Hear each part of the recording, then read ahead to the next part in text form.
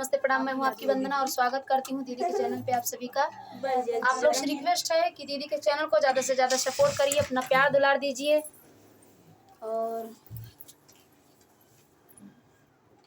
दोस्तों तो लेकर आए हैं नाच गीत है। नाच गीत कैसे लगेगा कमेंट में बता दो।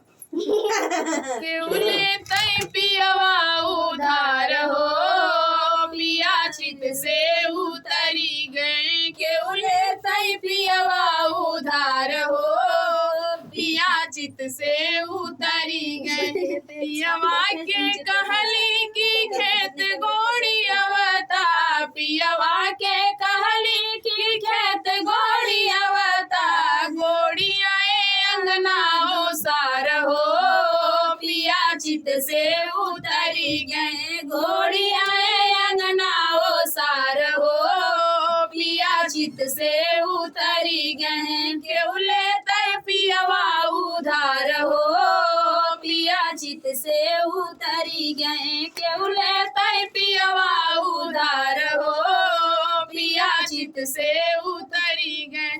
पियवा के कहली महल बनवाता, पियवा के कहली महल बनवाता। बनवाई आए झोपड़ी हमार हो, पिया चित से उतरी गए। बनवाई आए झोपड़ी हमार हो, पिया चित से उतरी गए। केउले तय पियवा उधार हो, पिया चित से उतरी गए। पियवा के कहली ननद मनवौता, पियवा के कहली ननद मनवौता। लइयाए सब दिन हमार हो, पिया चित से उतरी गए। लइयाए सब दिन हमार हो, पिया चित से उतरी गए। केउला तय पियवा उधार हो, पिया चित से उतरी गए।